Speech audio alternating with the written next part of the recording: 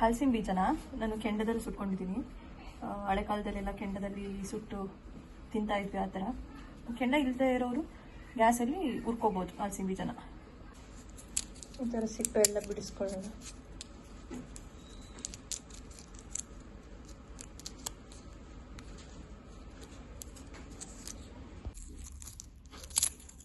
ನೋಡಿ, ಇದು ಎಷ್ಟು ಚೆನ್ನಾಗಿ ಬೆಂದಿದೆ. ತಿನ್ನಕ್ಕೆ ಮಾತ್ರ ತುಂಬ ಚೆನ್ನಾಗಿರುತ್ತೆ. ಅದಕ್ಕೆ ನಾನು ಹುರ್ಕೊಳ್ಳಲಿಲ್ಲ, ಕೆಂಡ ಇತ್ತು, ಹಂಗಾಗಿ ಒಲೆಯಲ್ಲಿ ಸುಟ್ಕೊಂಡೆ.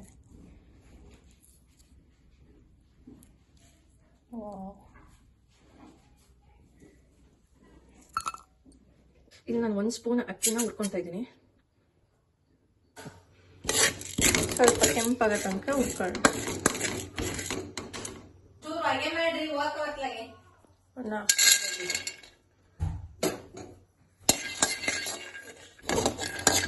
ಇದಾಗಿದೆ. ಇವಾಗ ಕೊಬ್ಬರಿ ಹುರ್ಕೊಳ್ಳೋದು. ಸ್ವಲ್ಪ ಬೆಚ್ಚ ಮಾಡ್ಕೊಂಡ್ರೆ ಸಾಕು ಕೊಬ್ಬರಿನ.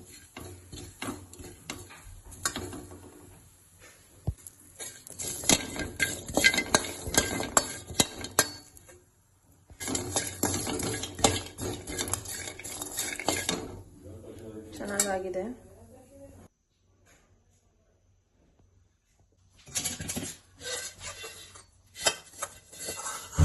ಇಷ್ಟು ಮಿಕ್ಸಿ ಮಾಡ್ಕೊಂಡು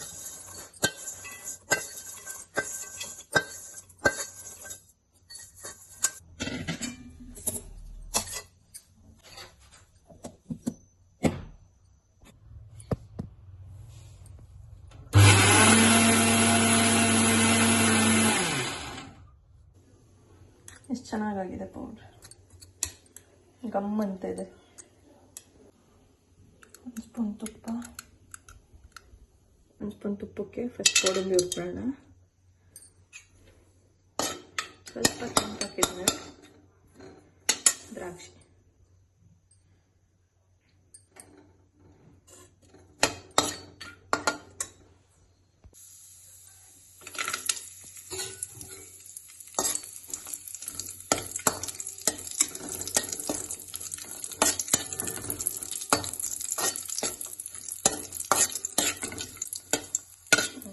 ಕೆಂಪಾಗಿದೆ ಸಾಕು.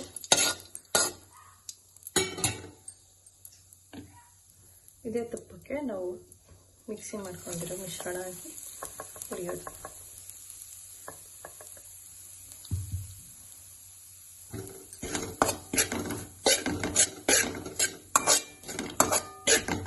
ನೋಡಿ, ಇವಾಗ ಗಮ್ ಅಂತ ಬರ್ತಾ ಇದೆ ಸ್ಮೆಲ್ಲು. ನಾನು 1 ಬಟ್ಲು ಹಲಸಿನ ಬೀಜ ಅಂದರೆ 15 ಹಲಸಿನ ಬೀಜ ತೊಗೊಂಡಿದ್ದೆ. ಅದಕ್ಕೆ ಒಂದು ಅರ್ಧ ಕಪ್ ಬೆಲ್ಲ ಸೇರಿಸ್ತಾ ಇದ್ದೀನಿ. ಅದಕ್ಕೆ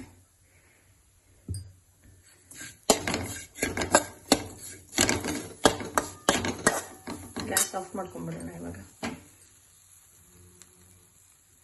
ಸ್ವಲ್ಪ ಏಲಕ್ಕಿ ಪೌಡರ್ ಸೇರಿಸ್ಬಿಟ್ಟು ಉಂಡೆ ಕಟ್ಬಿಟ್ರೆ ಇವಾಗ ಆಗೋಯ್ತು.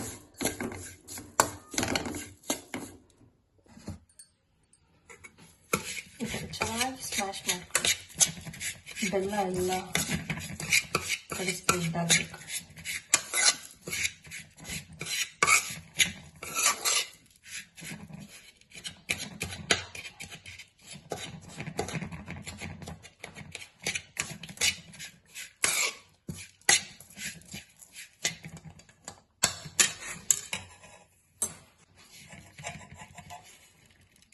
ಈ ರೀತಿ ಸಣ್ಣ ಸಣ್ಣ ಉಂಡೆ.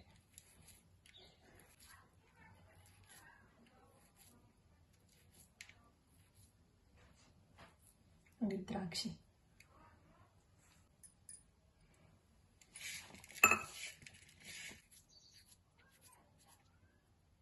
ಗೋಡಂಬಿ.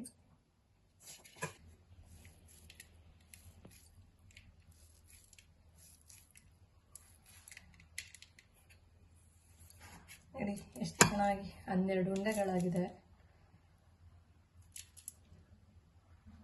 ಇವಾಗ ತಿಂದು ರುಚಿ ಹೇಗಿದೆ ಅಂತ ನೋಡು.